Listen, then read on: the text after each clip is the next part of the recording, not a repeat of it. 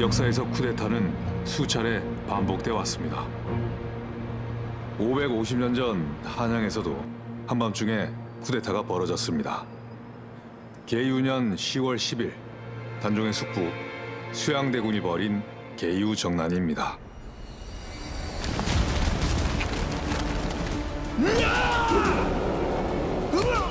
원로 대신 수십 명을 제거하고 조선의 권력을 찬탈한 사건. 그는 어떻게 하룻밤 만에 권력을 장악할 수 있었을까요? 누가 그의 쿠데타를 도왔을까요?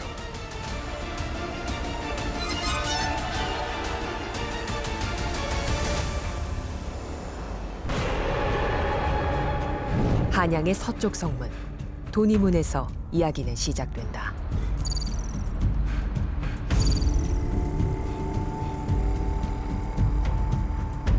(1453년) 지금은 사라진 도니문 밖에 김종서의 집이 있었습니다. 계유정난의 시작, 수양의 첫 번째 목표는 좌의정 김종서였습니다.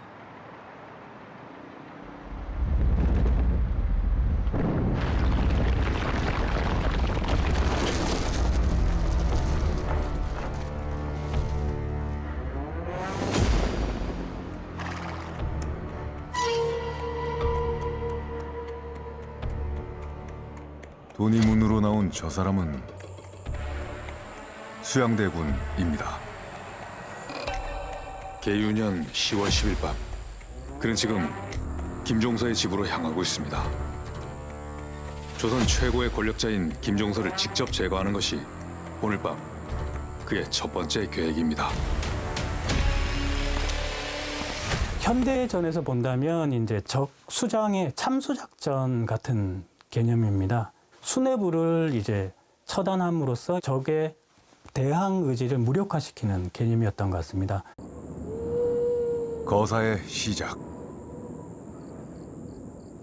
수양대군은 이를 직접 맡았습니다. 그런데 김종서의 집 앞을 무사들이 지키고 있습니다. 좋게 30명은 돼 보이는데요. 김종서가 벌써 눈치를 챈 걸까요? 김종서는 수양대군보다도 거의 30살 이상이 많아. 그러니까 거의 60대 후반, 완전히 정계원로였고 이미 세종 때부터 쌓아놓은 업적이 되게 많은 사람이고, 김종서는 특히 육진개척에 아주 그 공을 세워서 백두산 호랑이 뭐 이런 표현이 이제 있을 정도로 신망을 받았다. 대감, 수양대군이 오고 있습니다. 백전노장 김종서. 사람이 적으면 나가 접하고 많으면은 쏴라. 김종서와 수양대군은 이미 서로를 경계하고 있었다.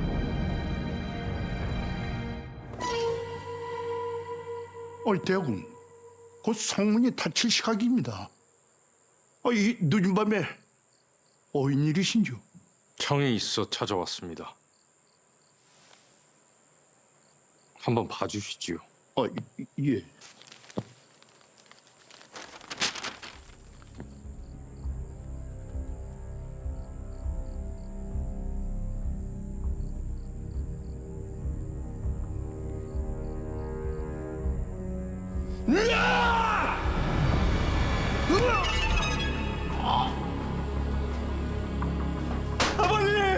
아버지를 구하려던 김종서의 아들은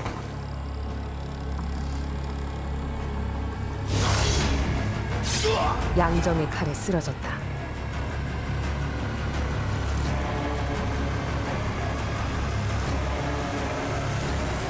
김종서는 군사적 식견이 대단히 뛰어난 인물이었고 지략이 풍부했습니다. 그래서 김종서가 살아있거나 혹은 배후에서 군부를 움직인다면 상당히 힘든 그 거사가 되었을 거라 판단했을 겁니다. 그래서 오히려 기만하기 위해서 시종 한 명만 데리고 가서 경계를 풀게 한 후에 더 이상 저항하지 못하는 상황으로 무력화시켰던 게 가장 주요했던 것 같습니다.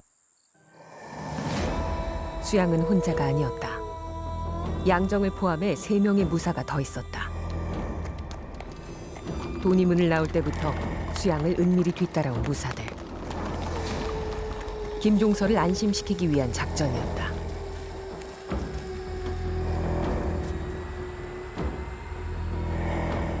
수양을 도운 저 남자들은 누굴까요?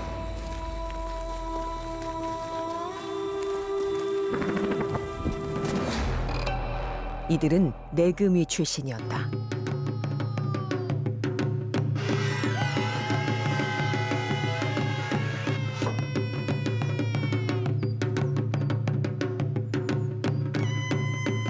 내금위, 궁 내부를 통제하는 왕의 호위 부대.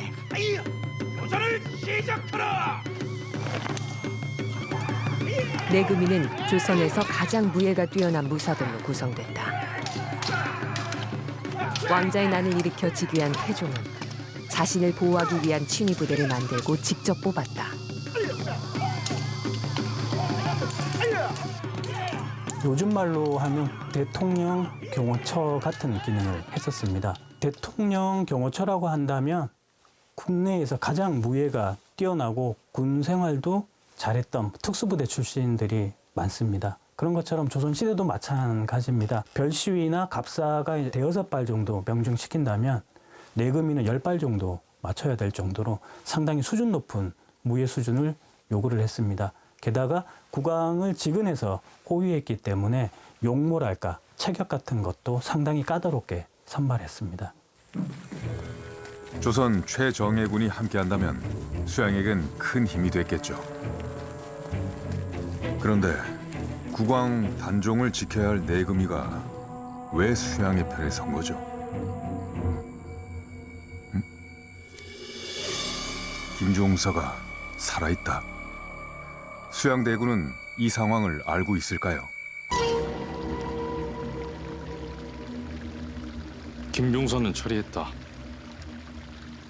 도성은 어찌 되었는가? 토성과 순청 모두 이미 손을 써놓았습니다. 이제 밤은 대군의 편입니다. 서두르시지요. 날이 밝기 전에 마저 끝내야 합니다. 한명회였다. 개국공신 가문이었지만 번번이 과거에 낙방했던 그는 가문의 후광으로 겨우 얻은 관직, 궁지기를 맡고 있었다. 한양에서 멀리 떨어진 개성의 경덕궁이었다. 경덕궁이라고 하는 궁은 개성에 있었던 태조 이성계의 옛날 집이거든요. 임금이 된 다음에 그 잠저를 그냥 내버려둘 수는 없으니까 궁이라고 이름을 붙이고 일종의 특별 관리하는 장소를 두고 있었던 거죠. 거기에 이제 문지기, 관리인 온디킬 옆에 집을 지으면 3년이 돼도 이루지 못합니다. 모의가 먼저 정해졌으니 어찌 그만둘 수 있겠습니까? 공이 먼저 일어나시지요. 뒤는 제가 알아서 하겠습니다. 국가와 정사를 위한 길입니다.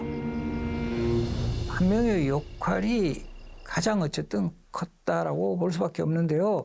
수양대군이 구체적으로 실천하는 방법에 대해서 고민하고 있을 때 딱 나타나가지고 무사들을 모아온다라든가 또 이 반대 세력에 대한 리스트를 작성한다라든가. 계유정난의 설계자 한명회의 계획대로 한양의 밤이 깊어가고 있었다.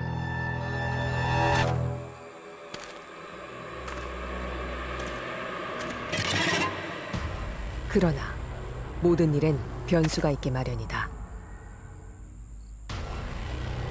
수양대군 측의 기습 공격에도 김종서는 죽지 않았다.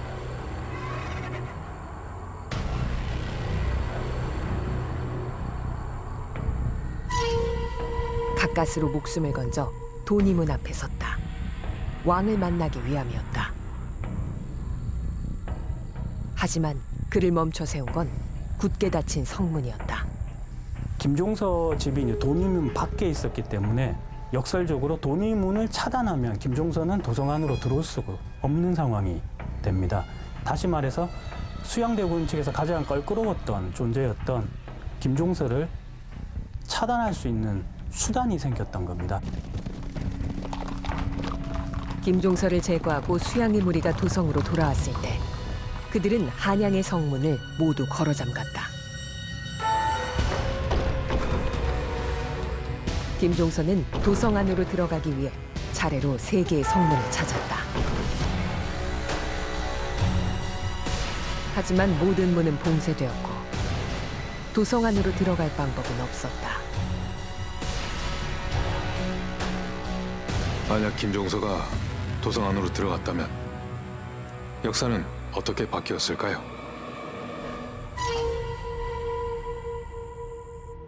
계유정난을 보름 앞두고 수양은 임금에게 상소를 올린다. 아주 중요한 내용이 또 하나 있어요. 내금이 군사들에게 녹봉을 후하게 해줘야 된다. 월급 올리다. 번을 서는 것을 좀 더 줄여주자. 그런데 김종서가 중심이 돼가지고 최근에 이 내금이 좀 병력의 질이 좀 떨어져 있다. 그래서 새롭게 내금이를 뽑아야 된다. 그러니까 내금이 소속 군인들 입장에서 보면 되게 불안하죠.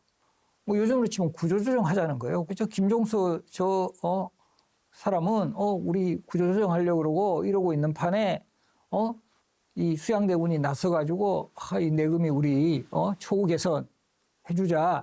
수양대군의 편에 들어설 수밖에 없다는 거죠. 우리 가까운 현대사를 비유하면 결국은 1979년 12.12 군사 쿠데타에서도 그 하나의 세력들은 전두환과 같은 중심 인물과의 개인적인 인연으로 그렇게 들어선 거죠. 나라를 위한 길이었다라는 걸 후대에 뭐 포장한다 할까요? 명나라 사행 1년 후 수양은 기어이 정별을 일으켰고 그날의 밤은 끝을 향해 가고 있었다.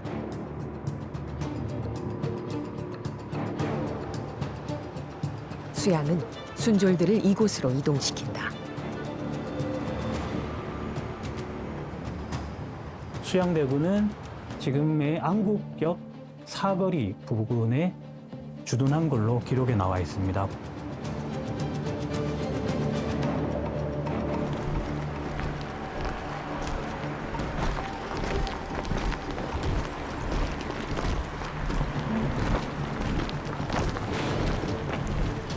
병사들이 이동하고 있습니다.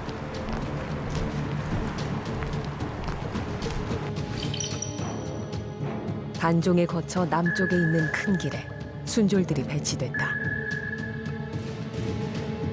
완벽하게 남쪽에는 수양대군의 순졸, 그다음에 좌는 경복궁, 우는 창덕궁으로 막힌 상황이었습니다. 그렇기 때문에 이 시자소를 완벽하게 수양대군 세력이 포위했던 것으로 볼 수 있습니다. 한양을 장악하고 왕을 포위한 수양대군. 이제 그 깊은 밤은 마지막 피바람을 향해 가고 있습니다.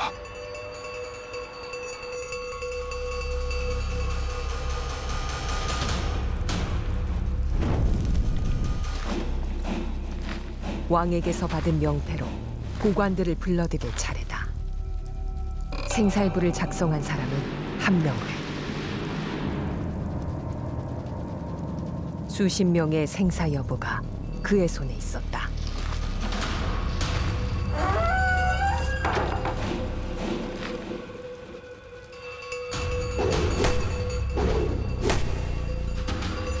황보인, 이양, 조극관.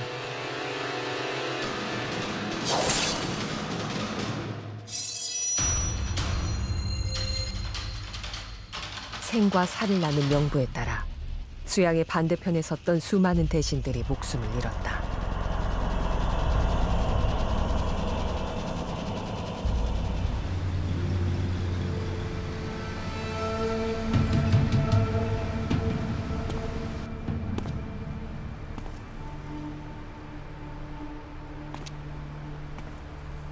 노상군이 스스로 목을 메어 죽었다. 단종의 마지막 순간을 실록은 이렇게 전하고 있습니다. 하지만 사람들의 기억은 달랐습니다. 방황윤이가 약을 가지고 내려왔습니다. 그래서 베스까지는 약을 구경해야지 그 자리로. 최조가 보낼 적에는 그 시간을 넘기면 또 죽거든. 죽었습니까? 물어도 빛이 없고 자신이 아무래도 빛이 없어서 문을 열고 들어가는 태양은 모르죠.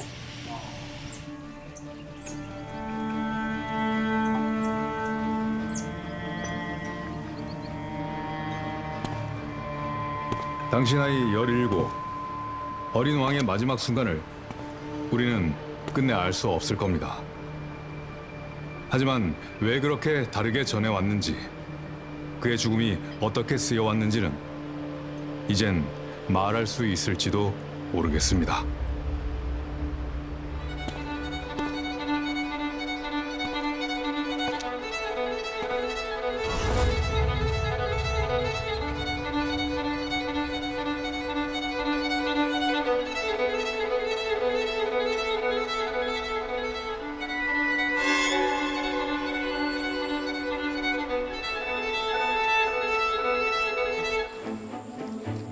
세종과 문종이 기대한 것은 원로재상과 집현전이 어린 군주를 보필하는 체제였다.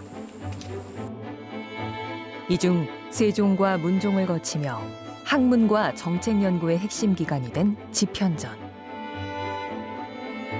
집현전 출신 학사들과 단종의 관계는 각별할 수밖에 없었다. 박팽년과 하위진은 세손 시절 단종의 교육에 관여한 스승이기도 했다. 단종은 즉위한 후 박팽년을 집현전 부제학으로 승진시켰다. 그만큼 신뢰가 두텁다는 뜻이었다. 그 당시 신하들의 대부분은 사실은 세종의 신하예요. 세종이 길러 놓은, 집현전을 통해서 길러 놓은 유명한 학자들이 다 포진해 있는데, 단종이 계속 왕위에 있었다면 이 집현전 출신의 이런 관료들은 단종의 왕조를 보조할 중요한 역할, 중추적인 역할을 해야 될 사람들이었습니다. 그런데 1453년 단종이 왕위에 오른 지 1년 만에 원로재상 김종서와 황보인 등이 살해됐다.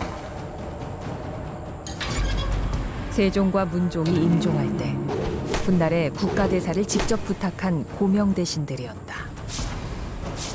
명분은 김종서가 역모를 꾀해 단종의 숙부이자 문종의 동생인 자신이 바로잡을 수밖에 없다는 것.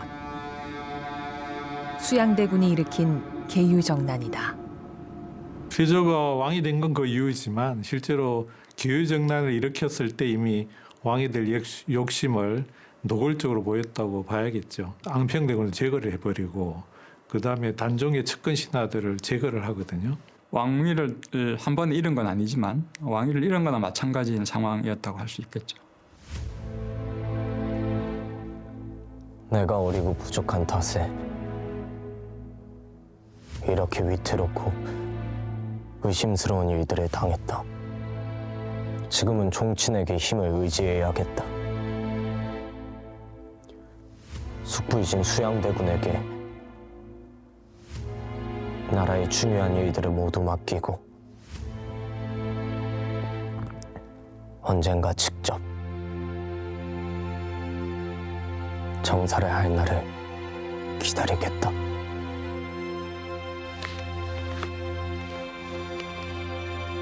계유정난이 발생한 다음 날 단종은 수양대군에게 모든 권한을 넘겼다. 그리고 2년 후 왕위를 물려주고 상왕이 되어 창덕궁 수강궁에 머물렀다. 어린 왕을 보호해야 한다는 계유정난의 명분은 세조가 즉위함으로써 붕괴된 상태였다.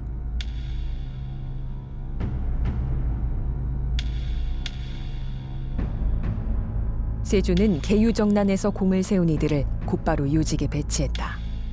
동시에 집현전 학사들을 자신의 사람으로 만들기 위해 적극적으로 회유했다.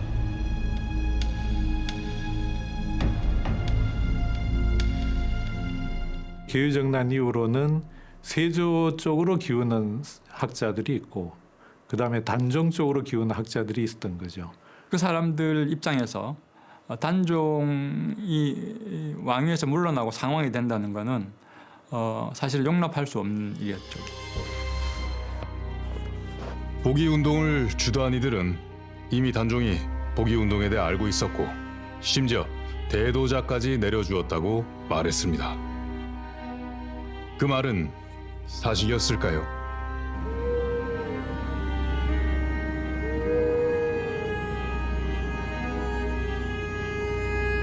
그뭐 알고 있었을 가능성이 크다고 봐야겠죠. 지금 그 궁궐이 경복궁에서 이제 창덕궁을 옮겨가서 상황이 된 상태에서 살고, 그 다음에 그런 상태에서 세조가 수시로 문안인사를 가거든요. 상황을 잘 모시는 그런 모습을 보이기 위해서.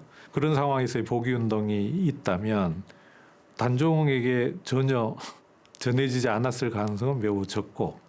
저는 단종이 몰랐다라고 하는 생각이 듭니다.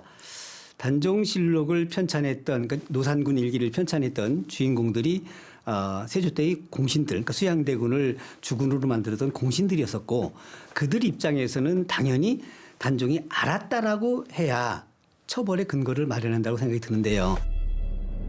더 이상 단종은 상황이 아니었다. 역모의 주동자였다. 성산문 등의 말에 따르면 상황도 그 모의에 참여하였다고 한다. 상황을 노산군으로 강등하고 궁에서 내보내 영월에 거주하게 하라. 그리하여 나라의 민심을 안정시키도록 하라.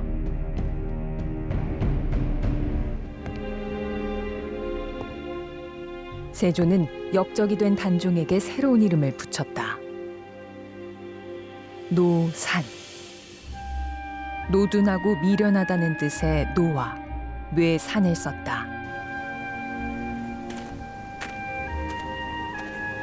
성상문의 역모를 알고 있었지만 숙부께 알리지 못하였다. 이것이 나의 죄이다.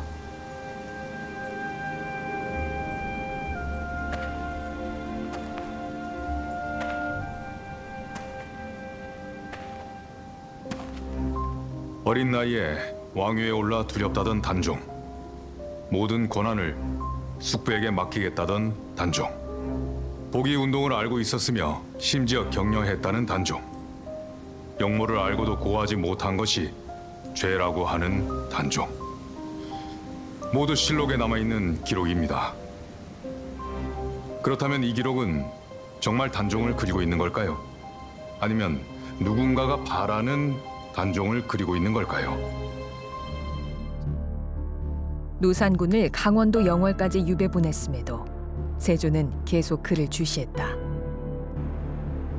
2달 후 노산군은 청령포에서 관풍헌으로 거처를 옮겼다.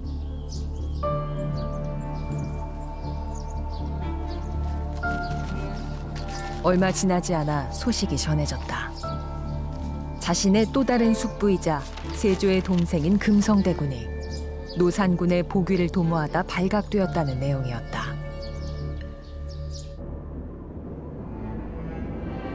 방광년이가 약을 가지고 내려왔습니다. 그래서 몇 시까지는 약을 드려야지 그대인데 세조가 보낼 적에는 그 시간을 넘기면 또 죽거든. 하도 많은 사람이 죽어나가고 이러니까 단종이 이제 도저히 안 되겠다. 내가 살아있으면 나한테 충성하는 사람들이 계속 다 죽게 생겼다. 그러니까 내가 오늘 잠잘 공기가 나고 이러니 먹었더니 이 아이가 한 발이 고야한다. 다 그렇게 생겨라 하니까 복직이라님이 시간되게 죽었습니까? 물어도 빛이 없고 나중에 아무래도 빛이 없어서 문을 열고 들어보니 태양이 모이고. 그해 10월 유배된 지 넉 달 만에 노산군이 숨을 거두었다. 누군가는 세조에게 죽임을 당했다고 했고 누군가는 스스로 목숨을 끊었다고 했다. 노산군의 시신은 강물에 버려졌다. 지역민들은 다음 이야기를 이렇게 전한다. 노산군이 사망한 이튿날 영월의 호장 엄흥도가 자신의 아들 삼형제와 함께 시신을 수습하고 양지 바른 곳에 묻었다.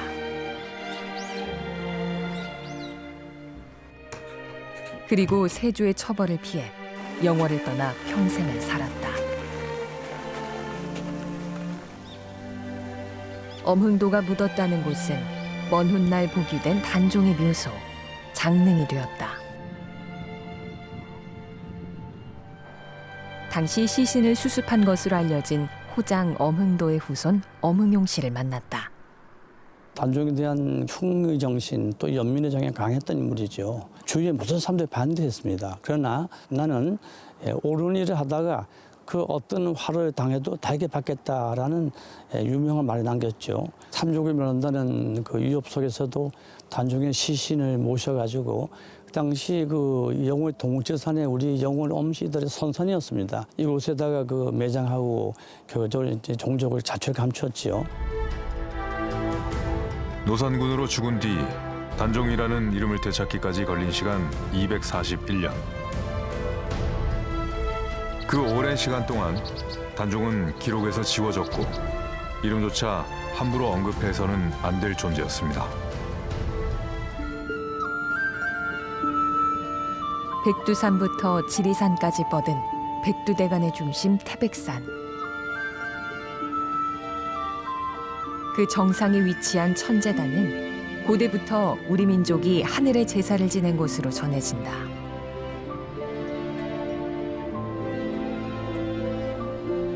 그리고 단종이 죽은 뒤 이 신성한 땅에서는 기이한 이야기가 퍼지기 시작한다.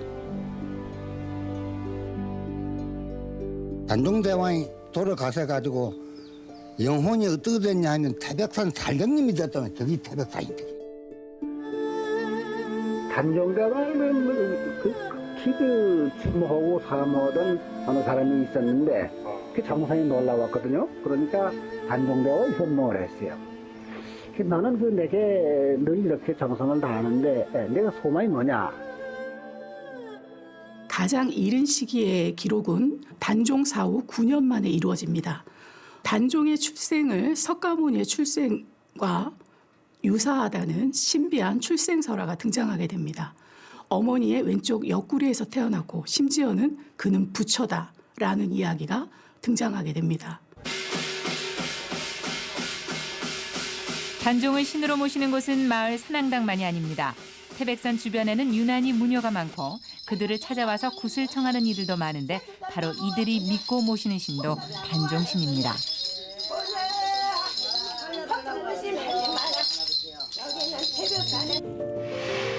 세주에 의해 죽임당한 뒤 태백산 산신령이 되었다는 단종.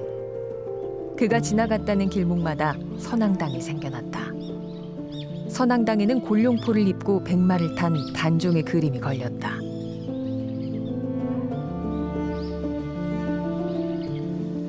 주군왕이 복권되기도 전에 민간에서는 이미 그를 신으로 모시고 있었다. 저는 그 사람들이 생각하는 그 정서적 공감이라는 것이 올바른 게 아니라는 것에 대해서 비판하는 정신이 있고 그것을 억울함을 풀어줘야 된다고 하는 회원의식 같은 게 있다고 봐요.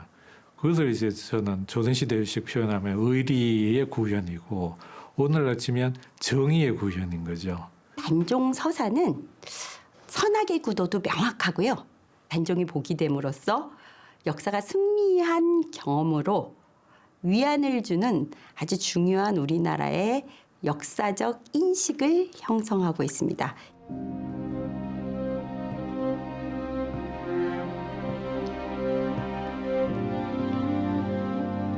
살아서도 죽어서도 필요에 의해 소환되어 온 단종. 왕으로서의 자리도 폐위와 복이라는 사건도 죽음의 방식과 사후의 이름까지도 그는 늘 누군가의 선택 속에 놓여 있었습니다. 그럼에도 누군가는 구전으로 이야기를 전하고 아무것도 할 수 없던 어린 왕을 기억했습니다.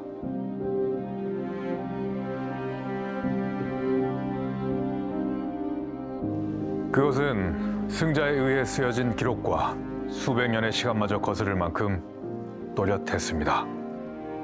그리고 우린 여전히 단종을 부르고 있습니다.